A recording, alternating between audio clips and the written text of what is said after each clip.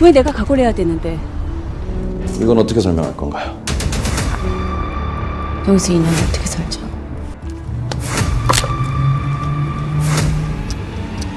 이거 가져다 내는 내가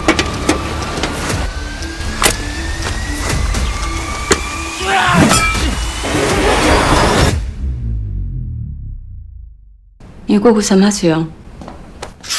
형님 만료 출소입니다. Hayoyo, ketemu lagi di channel Tukang Film. Gimana nih kabar kalian semua? Mimin selalu kasih doa terbaik deh intinya untuk kalian semua. Baru kali ini saya akan membahas film tentang drakor nih. Siapa di sini yang suka drakor? Mungkin emak kalian ada yang suka drakor di sini. Kali ini saya akan membawakan alur cerita dari sebuah film kriminal penuh intrik dan emosi berjudul Revolver, yang dirilis tahun 2024 dan disutradarai oleh Oh Seung-uk. Film ini berkisah tentang seorang mantan polisi wanita yang baru saja keluar dari penjara setelah menjalani hukuman demi melindungi seseorang yang sangat ia percayai. Namun setelah bebas, hidupnya tidak jadi lebih tenang. Justru, dia kembali terseret ke dalam dunia kelam penuh pengkhianatan, dendam, dan pencarian keadilan yang rumit. Dengan atmosfer yang kelam dan intens, Revolver menyajikan drama karakter yang kuat dan membuat penonton ikut merasakan konflik batin si tokoh utama. Ini bukan sekadar kisah balas dendam, tapi juga tentang harga sebuah kesetiaan. Yaping mulu kayak Daniel Budianto. Langsung aja saksikan filmnya. 어깨의 상처는 수감 중에 생긴 건가요? 뒤로 돌아보세요. 눈 밑의 상처는 입소 전에는 없었는데요. 아닙니다. 형사 근무할 때 생긴 겁니다. Di awal film, seorang wanita bernama Ha Suyung terlihat baru saja keluar dari penjara. Ia adalah mantan polisi yang terjebak di balik jeruji karena pacarnya sendiri. Setelah menjalani hukuman 2 tahun, Suyung mendapati dirinya sendirian, tanpa keluarga atau teman.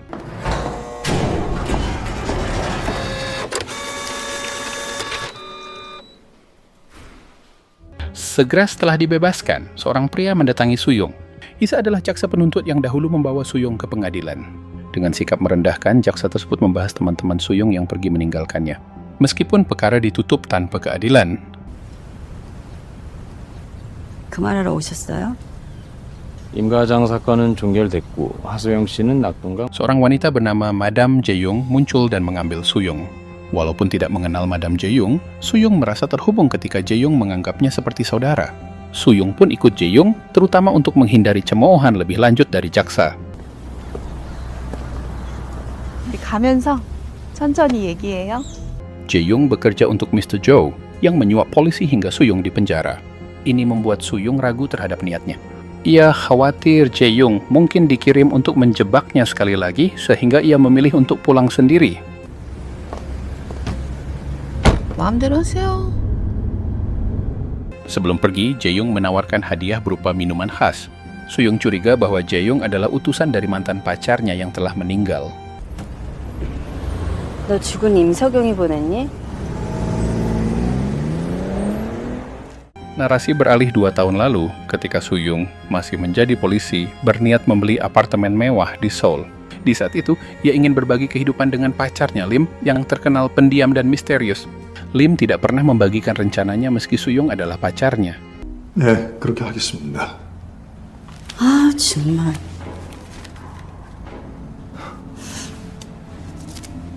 Tak lama setelah itu, Suyung ingin memperlihatkan apartemennya di Instagram.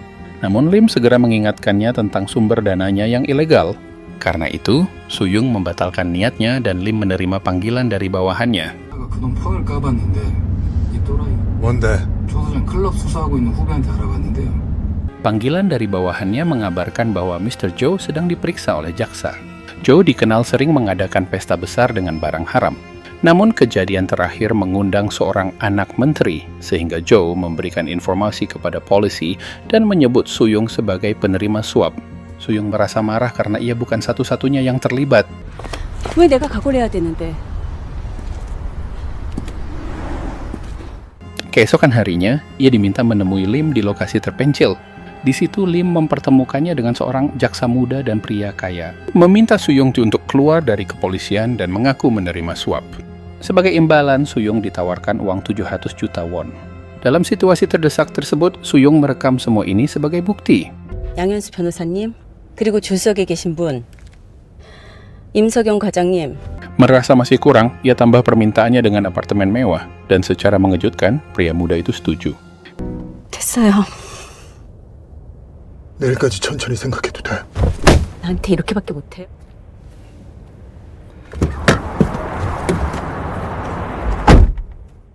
Keesokan harinya, Suyung mengaku hanya ia yang menerima suap dari Mr. Jo. Namun Jo juga bersaksi bahwa Suyung terlibat dalam penyalahgunaan barang terlarang. 이건 어떻게 설명할 건가요?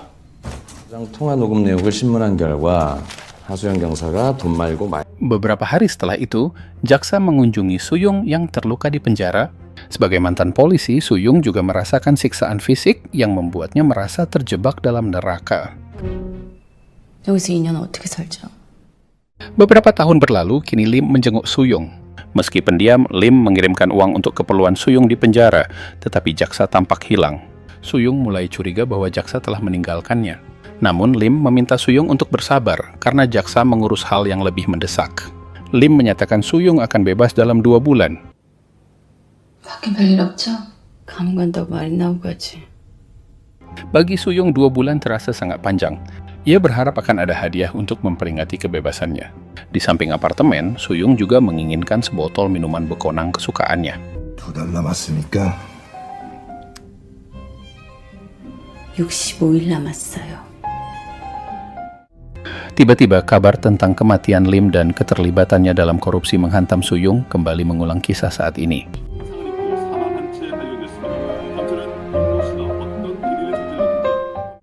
Setelah berpisah dengan Jae-young, Suyung berusaha pulang ke apartemen yang ia tinggali.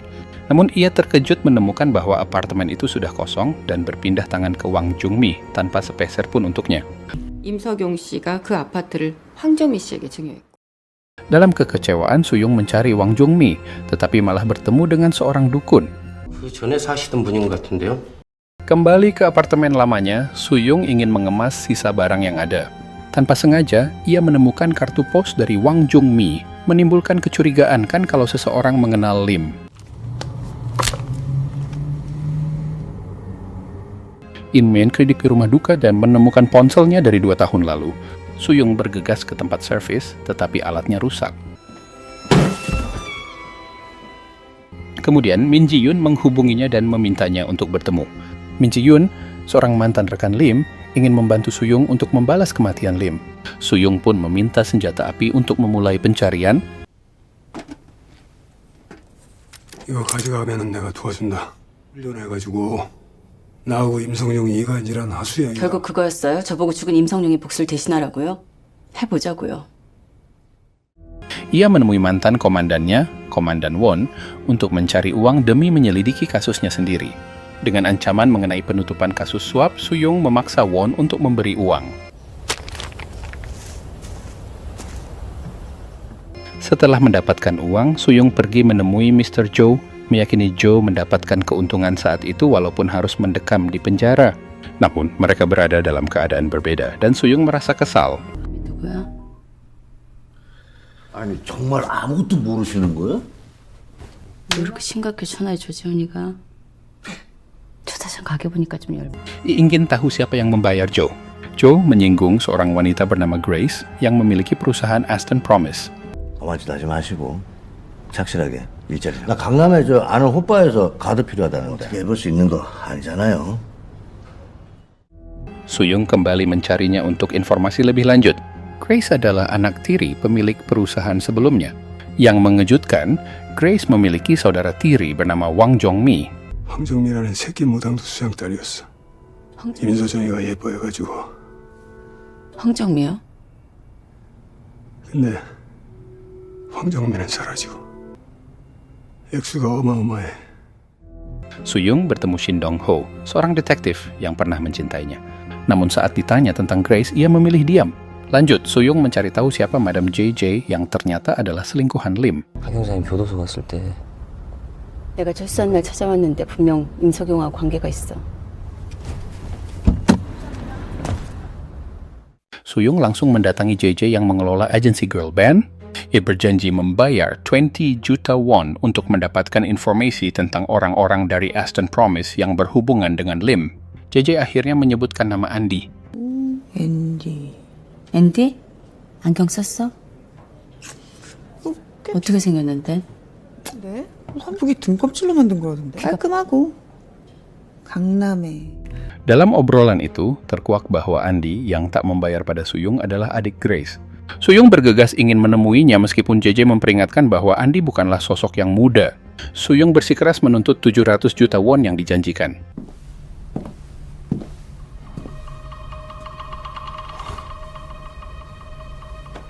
Di dalam bar pribadi, Andy mengenali Suyung meskipun ia tampak mabuk berat. Tanpa basa-basi, Suyung segera menagih hutangnya. 이거 뭐야? 내려 씨발 내려 이 개새끼야 씨발 아무도 못 들어오게 하라 그랬지 야손 내려. Alih-alih menjawab, Andy marah karena Suyung mengganggu privasinya. Ia menjelaskan bahwa Suyung seharusnya menagih pada perusahaan, bukan pada dirinya. Andy menawarkan tas berisi uang jika Suyung mengikuti perintahnya. 여기까지 와.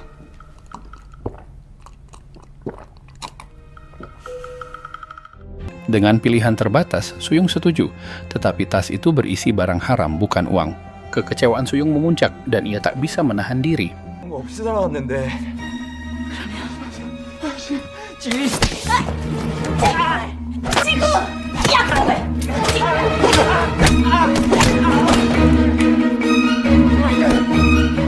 너 대신에 약속 지킬 사람 번호 찍어. Keesokan harinya, kabar mengenai penyerangan Andy sampai ke Chris. Ia marah mendengar bahwa uang 700 juta telah dihabiskan Andy untuk bermain judi. 하는 일마다 말썽이네. 임석영이 건도 그렇고. 카지노에서 다 날렸답니다. 지급된 걸로 알고 있습니다. Andy kini dirawat akibat patah tulang, sementara Mbah Mukidi menungguinya. Sebagai perwakilan perusahaan, Mbah Mukidi juga meminta Dongho mencari tahu tentang Suyung. 씨발 존나 경찰 새끼야. 저는 연상 스타일 아닙니다. 야, 이 씨발년아. Dalam perjalanan, Suyung mendatangi rumah Wang Jongmi. Saat ini, Wang telah terbunuh oleh orang dari Aston Promise, tetapi Suyung tetap ingin uangnya. Sebelum pergi, Suyung diberi alamat kuil yang sering dikunjungi Wang. 초 화종사. 정비가 마지막으로 신을 모셨던 곳이야. Suyung mendatangi Mbah Mukidi untuk menagih 700 juta won. Namun, Mbah Mukidi menyatakan butuh waktu untuk mengeluarkan uang begitu besar. Suyung frustasi, tetapi pernyataannya membuat Mbah Mukidi panik. 하수영이 황정미를 알고 있습니다. 일 마무리하시는 대로 서울로 돌아오셔야겠습니다. Mbah Mukidi kemudian mengundang Joe dan JJ untuk membahas Suyung. Ia ingin memanfaatkan mereka untuk memata-matai Suyung. 장마담, 네가 알려줬다면? JJ yang mempunyai janjinya merasa tertekan. Malam itu JJ mendatangi Suyung untuk memberi informasi dari pertemuan dengan Mbah Mukidi. JJ berusaha membantu Suyung sekaligus menghindari masalah sendiri. 잔머리가 아닐 거라고 짐작은 했는데. 그 문제는 지력 받고 난 후에. 맞아. 황정민. 그 아파트 시세가 15억이라는데. 언니도 계산이 좀 복잡하실 거예요. 언니 편이에요.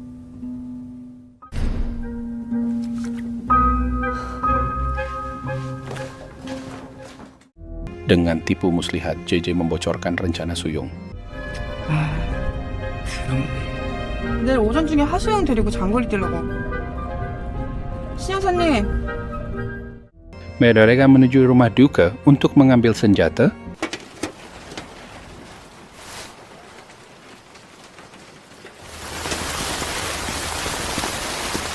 Kemudian ke kuil di pegunungan. Setibanya di kuil, Suyung ingin tahu apakah Lim sering berkunjung. 혹시 이 사람 아세요? Di tengah pencariannya, seorang penjaga kuil menyerahkan sertifikat apartemen yang ditinggalkan Lim.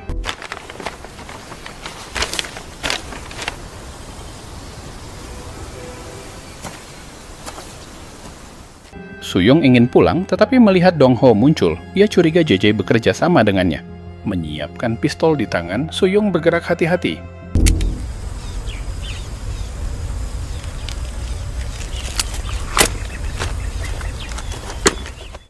Saat JJ di sampingnya, Suyung berusaha tampak santai, lalu menerima sertifikat.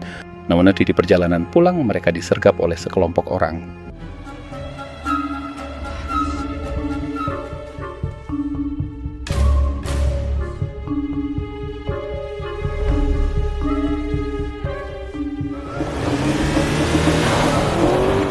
Suyung langsung menuduh JJ berkhianat. JJ terpaksa membela diri mengklaim tak tahu. Dalam kondisi genting, Suyung keluar mobil untuk menghadapi mereka.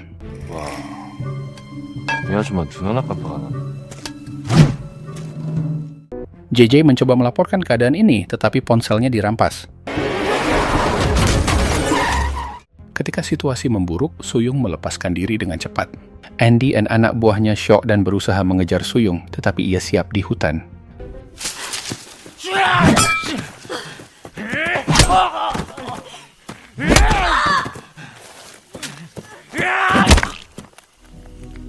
Dongho terkejut mengetahui Mbah Mukidi mengutus Andi untuk membunuh Suyung. Mbah Mukidi maklum karena Andi ingin balas dendam.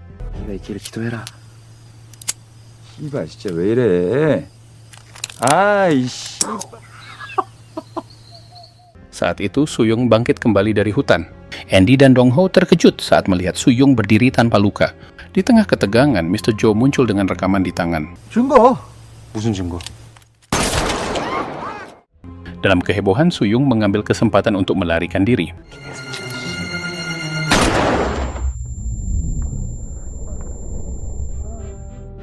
Tepat saat itu, Suyung meminta Andi menghubungi Grace dan minta uang 700 juta won. Dengan cepat, Grace datang dengan uang yang diminta Suyung.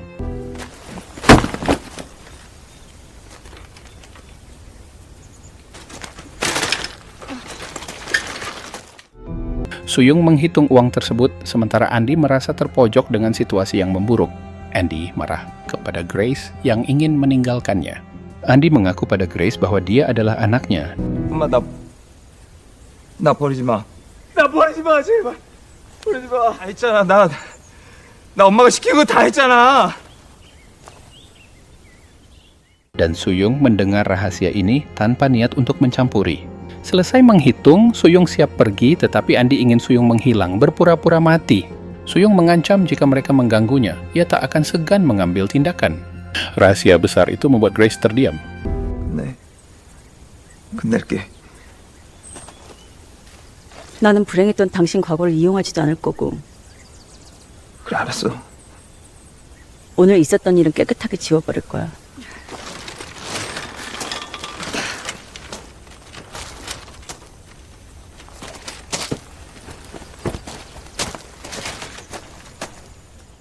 Akhirnya, setelah melewati berbagai kesulitan, film berakhir dengan damai. Dalam adegan penutup, Suyung membeli ikan di tepi jalan yang menggambarkan ketenangan batinnya kini. Dan akhirnya, tamat. Badah, filmnya sedap bener. Gimana menurut kalian? Tombol subscribe-nya masih merah tuh. Pencet dulu dong, sama like-nya juga. Isi juga komennya biar nggak kosong, agar kalian semua tidak ketinggalan film-film baru yang akan saya upload berikutnya. Langsung aja kita bahas ulasan terkait film yang udah kalian tonton.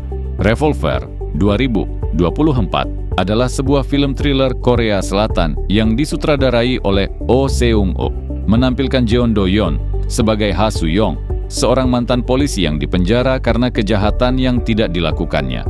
Setelah dibebaskan, dia memulai perjalanan balas dendam terhadap mereka yang mengkhianatinya. Film ini juga dibintangi oleh Ji Chang-wook sebagai Andy dan Lim Ji-yeon sebagai Jong Yun-seon.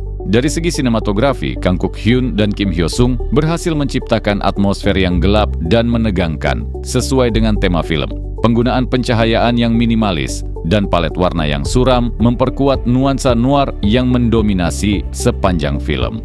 Komposisi gambar yang simetris dan penggunaan kamera statis memberikan kesan keterasingan dan ketegangan yang mendalam. Jeon Do-yeon memberikan penampilan yang kuat sebagai Ha Soo-young, menampilkan emosi yang kompleks dan mendalam. Ji Chang-wook sebagai Andy berhasil memerankan karakter yang ambigu dan penuh misteri. Sementara Lim Ji-yeon sebagai Jong Yun-seon menambahkan lapisan kompleksitas pada narasi. Namun meskipun memiliki elemen-elemen yang kuat, film ini tidak lepas dari kekurangan. Beberapa kritikus mencatat bahwa alur cerita yang lambat dan penggunaan eksposisi verbal yang berlebihan dapat membuat penonton merasa bosan. Selain itu, beberapa karakter pendukung kurang dikembangkan, sehingga mengurangi kedalaman narasi secara keseluruhan. Secara keseluruhan, Revolver adalah film thriller yang menawarkan visual yang memukau dan penampilan akting yang kuat, terutama dari Jeon Do-yeon. Namun, alur cerita yang lambat dan kurangnya pengembangan karakter pendukung dapat mengurangi pengalaman menonton bagi sebagian penonton. Bagi penggemar genre noir dan thriller psikologis, film ini tetap layak untuk ditonton. Itu dia ulasan terkait filmnya. Gimana nih? Mantap kagak? Sekali lagi, terima kasih sudah menonton sampai akhir. Sampai jumpa di film-film berikutnya.